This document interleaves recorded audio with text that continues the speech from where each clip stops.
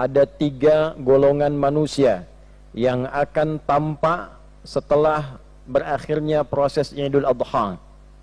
Golongan pertama adalah golongan yang berhasil menjalani proses awal sampai dengan berakhirnya prosesi Idul Adha, dari hari pertama sampai hari ke-10, kemudian renungan di 3 hari setelahnya, 11, 12, dan 13 yang dikenal dengan hari Tasyrik.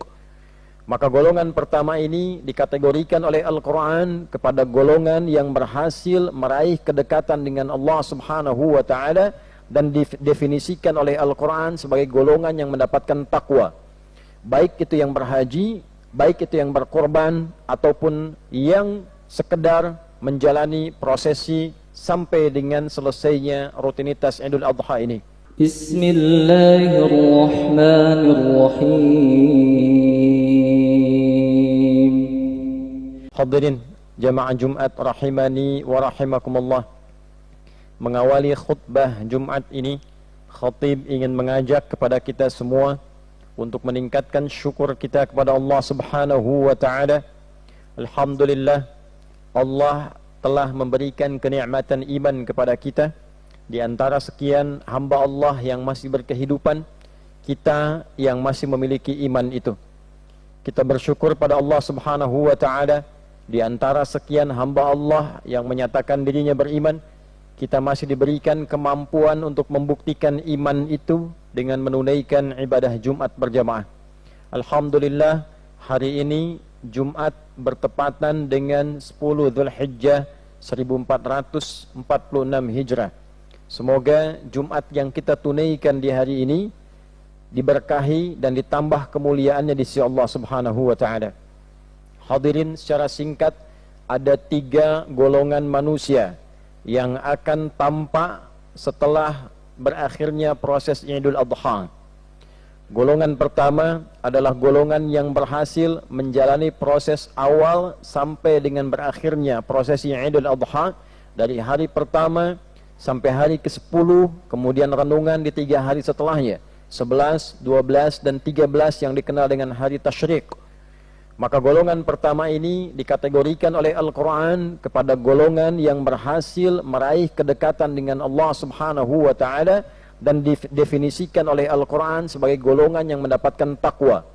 Baik itu yang berhaji, baik itu yang berkorban, ataupun yang sekedar menjalani prosesi sampai dengan selesainya rutinitas Idul Adha ini. Maka ketika berhaji, Allah menekankan kalimat takwa di dalamnya. Al-hajju ashhurum ma'lumat, faman farada fihinna al-hajja fala rafatha wala fusuqa wala jidala fil hajj wa ma taf'alu min khairin ya'lamhu Allah wa tazawwadu fa inna khairaz zadi taqwa. Itu saat akan keberangkatan haji. Haji puncaknya nanti akan berlangsung di 9 Dzulhijjah, disiapkan di bulan-bulan tertentu sebelumnya. Dari Syawal sudah mulai berangkat.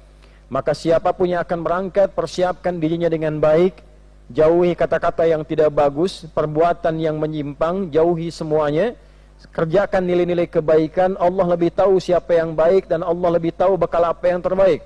Bagi yang ingin berangkat dengan cara terbaik, maka bekal terbaik adalah takwa. Setelah selesai menunaikan hajinya, maka Al-Quran mengkonfirmasi kembali kekuatan takwa itu di Al-Baqarah ayat 203. واذكروا الله في أيام معدودات فمن تعجل في يومين فلا إثم عليه ومن تأخر فلا إثم عليه لمن اتقى واتقوا الله واعلموا أنكم إليه تحشرون. Maka perbanyaklah oleh kalian zikir kepada Allah di puncak-puncak haji itu, dalam renungan-renungan di Muna itu. Siapa yang menyimpulkan dirinya telah berbuat kebaikan, mendapatkan nilai kebaikan, maka dalam 2 hari cukup, tidak ada masalah. Siapa yang belum menyimpulkan dalam 2 hari belum berubah jadi baik, maka silahkan di hari ketiga dapatkan suasana kebaikan itu, aura kebaikan itu. Maka jika engkau telah mendapatkan aura kebaikan itu, limanit taqa, yaitu aura ketakwaan. Ketakwaan yang bertambah, kedekatan yang bertambah, itulah inti kesuksesannya. Maka jaga ketakwaan itu sampai engkau berpulang kepada Allah, dan ketahuilah engkau pasti akan dikumpulkan setelah meninggal di hadapan Allah Subhanahu wa ta'ala. Bagi yang berkorban, dalam pengertian menyembelih hewan, maka didefinisikan keberhasilannya di dalam Quran surah ke-22 Al-Hajj di ayat ke-37. Allah menyampaikan, "La yanalallaha luhumuha wala dima'uha walakin yanaluhu taqwa minkum." Yang sampai kepada Allah itu bukan darahnya. Bagi juru sembelih, bagi yang berkorban dengan hewan, bagi yang menyaksikan, bukan darahnya berapa banyak yang terpancar, bukan dagingnya berapa banyak dihasilkan, bukan berapa bagusnya menyembelihnya, bukan berapa contoh istimewanya, bukan berapa kuat itu didapatkan, tapi yanaluhu taqwa minkum, yaitu ketakwaannya yang sampai kepada Allah Subhanahu wa taala. Maka cara menyembelih pun diatur. Ada takwa dalam menyembelih, ada takwa dalam melihat, bukan tontonan tapi tuntunan. Korban menjadi tuntunan, dituntun bagaimana proses menyembelihnya, dituntun cara melihatnya, dituntun cara berzikirnya, dan dihasilkan dari proses itu adalah takwa. Demikian dari mulai menjalani puasa sampai dengan selesai. Maka puasa dalam Al-Quran tujuannya adalah takwa. Sampai hari ke-9 kita puasa, siyamu yaumi arafata, inni ahtasibu ala Allah an yukaffira sanati allati qablahu wa sanati allati ba'dahu. Demikian sabda Rasulullah sallallahu alaihi wasallam, atau kama qala, didokumentasikan oleh Imam Muslim nomor hadis 1162. Puasa Arafah itu dengan izin Allah, aku berharap bisa menggugurkan dosa setahun berlalu dan dosa setahun yang akan datang. Dan tujuan puasa intinya adalah takwa. Ya ayyuhalladzina amanu kutiba alaikumus siyam kama kutiba alal ladzina min qablikum la'allakum tattaqun. Dalil umumnya Al-Baqarah di ayat 183. Hai seluruh yang beriman, diwajibkan bagi kalian menunaikan puasa seperti orang dulu menunaikan kewajiban itu. Tujuan dari puasa itu, semua jenis puasa, tujuannya melatih kita menjadi pribadi yang bertakwa. Maka mari kita ukur sampai detik ini. Terlebih bila kita melihat Idul Adha-nya bersamaan dengan Jumat, apakah semakin menambah takwa kita di hadapan Allah Subhanahu wa taala? Itulah orang mendapatkan petunjuk Allah sampai dia meninggal, itulah orang yang sukses dunia akhirat. Maka cirinya di sini didefinisikan di Al-Baqarah di ayat 2 sampai dengan ayat 5. Dzalikal kitabu la raiba fi hudan lil muttaqin. Yang tadi itu, kemudian seluruh ayat dalam Al-Qur'an adalah petunjuk bagi orang takwa. Siapa orang takwa yang tidak meragukan isi Quran itu? Orang takwa itu definisinya satu, alladzina yu'minuna bil ghaib wa yuqimunas shalah. Selalu ingin berusaha menambah imannya. Bukan iman standar. Iman hari ini harus lebih baik dibandingkan hari kemarin. Iman besok harus lebih baik dibandingkan dengan hari ini. Itulah sebagian ulama mengungkapkan, orang yang hari ini lebih baik dibandingkan kemarin, itulah orang yang beruntung, orang yang sukses.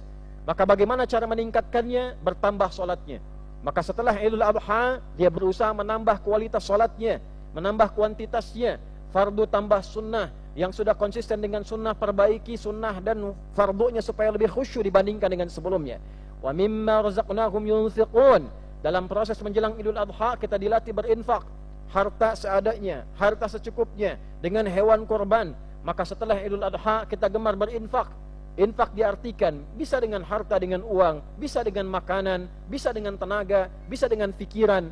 Intinya pribadinya gemar berbagi dalam kebaikan. Walladzina yu'minuna bima unzila ilaik, gemar dengan Al-Quran, dekat dengan Al-Quran, senang baca, senang murajaah, senang menghafal. Walladzina yu'minuna bima unzila ilaika wa ma unzila min qablik. Ada setelah itu gemar membaca, gemar mempelajari sirah, gemar belajar dari orang-orang sebelumnya untuk menjadi pribadi yang lebih baik. Baca Fir'aun takut kalau punya jabatan menyeleweng. Baca Qarun takut kalau punya harta itu digunakan pada yang tidak tepat. Baca Haman takut kalau punya ilmu digunakan pada cara yang salah. Membaca kebaikan-kebaikan, dia gunakan motivasi meningkatkan keistimewaan. Membaca keburukan, dia gunakan untuk meningkatkan kebaikan dengan meninggalkan yang salah dan potensi yang keliru. Dia baca tentang Rasulullah SAW, ingin jadi umatnya yang terbaik. Dia baca tentang Nabi Musa, dia belajar bersabar mengatasi cobaan dalam kehidupan. Dia belajar tentang Nabi Isa, dia belajar menghadapi fitnah dalam kehidupan. Dia belajar tentang Nabi Ayub, dia belajar bagaimana cara mendapatkan zikir terbaik ketika sakit. Demikian seterusnya.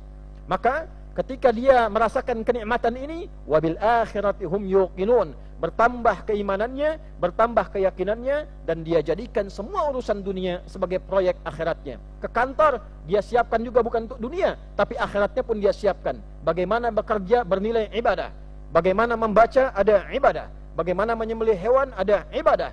Bagaimana minum ada ibadah. Makan ada ibadah. Itulah hakikatnya orang beruntung. Maka di akhir ayatnya, ayat kelima, Allah menyampaikan, ulaika ala hudam mir rabbihim wa ulaika humul muflihun.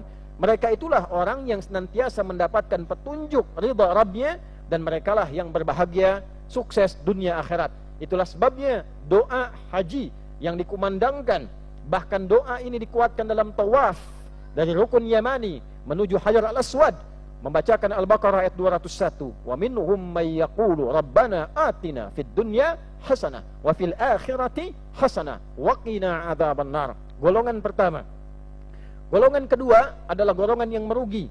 Golongan ini adalah orang yang biasa-biasa saja. Ada Idul Adha seperti adanya, tidak ada Idul Adha seperti adanya. Seperti itu pula, dia sholat bagus, tetap 5 waktu juga, dia tetap baca Quran juga.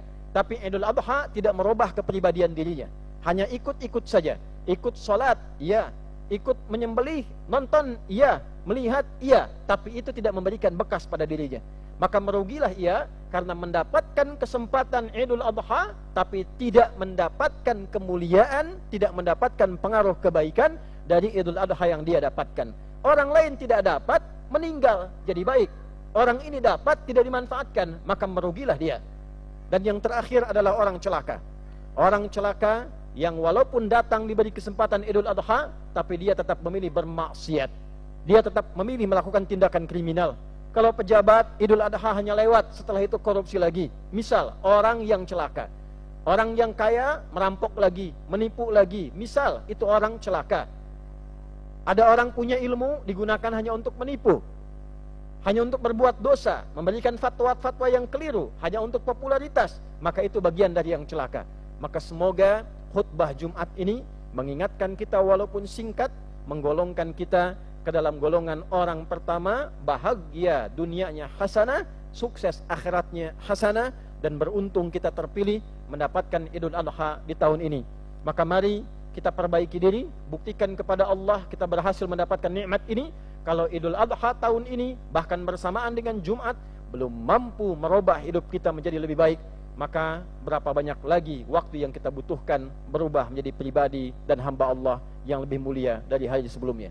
Barakallahu li wa lakum fil Qur'anil azim wa nafa'ani wa iyyakum bima fihi minal ayati wa dzikril hakim wa taqabbala minni wa minkum tilawatahu innahu huwas sami'ul alim. Ud'ullaha yastajib lana wa lakum jami'a.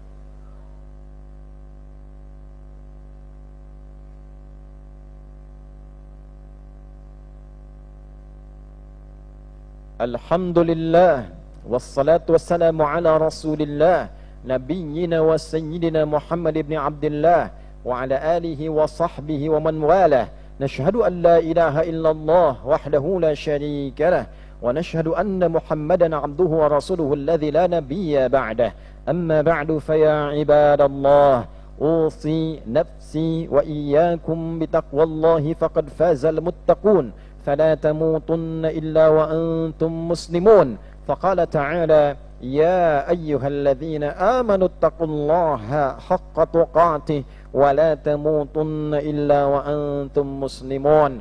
وقال تعالى إن الله وملائكته يصلون على النبي يا أيها الذين آمنوا صلوا عليه وسلموا تسليما. اللهم صل وسلم وبارك على هذا النبي الكريم الحبيب الرسول الأمين نبينا وسيدنا محمد وعلى آله وصحبه أجمعين وذرياته وأمته إلى يوم الدين. اللهم اغفر للمسلمين والمسلمات والمؤمنين والمؤمنات الأحياء منا والأموات إنك سميع قريب مجيب الدعوات ويا قاضي الحاجات لا تدع لنا في مقامنا هذا وفي كل مقام ذنبا إلا غفرته ولا هما إلا فرجته ولا دينا إلا قضيته ولا مريضا إلا شفيته ولا عاسرا إلا يسرته ولا حاجة من حوائج الدنيا والآخرة فيها لك رضا وفيها لنا الصلاح إلا قضيتها يا أرحم الراحمين. اللهم تقبل منا صلواتنا وقيامنا وركوعنا وسجودنا وقرباننا وتمم تقصيرنا يا الله يا رب العالمين. اللهم آت أنفسنا تقواها وزكها أنت خير من زكاها أنت وليها ومولاها، واحفظ بلادنا أندونيسيا واجعلها بلدة طيبة وأنت ترضاها، واحفظ واهدي يا الله أمراءها واجعلهم عدلاء ليخففوا حسابهم يوم القيامة يا أرحم الراحمين، واحفظ علماءنا واجعلهم مخلصين لك الدين. اللهم يا خير الناصرين اللهم انصر إخوتنا في فلسطين في غزة وفي كل مكان المبتلين، واجعل أحياءهم مجاهدين في سبيلك وموتاهم شهداء، وألحقنا معهم في رحمتك يا أرحم الراحمين. اللهم حل المسجد الأقصى وارزقنا نعمة للصلاة في مسجد الأقصى قبل وفاتنا يا أرحم الراحمين، واجعلنا من أحباء سيدنا محمد صلى الله عليه وسلم، واغرس في قلوبنا حبك وحب نبيك محمد صلى الله عليه وسلم. ربنا آتنا في الدنيا حسنة وفي الآخرة حسنة وقنا عذاب النار، وصلى الله على سيدنا محمد وعلى آله وصحبه أجمعين، وآخر دعوانا سبحانك اللهم ربنا وبحمدك نشهد أن لا إله إلا أنت نستغفرك ونتوب إليك، والحمد لله رب العالمين. عباد الله، إن الله يأمر بالعدل والإحسان وإيتاء ذي القربى وينهى عن الفحشاء والمنكر والبغي يعظكم لعلكم تذكرون، ولذكر الله أكبر والله يعلم ما تصنعون. أقيموا الصلاة يرحمكم الله.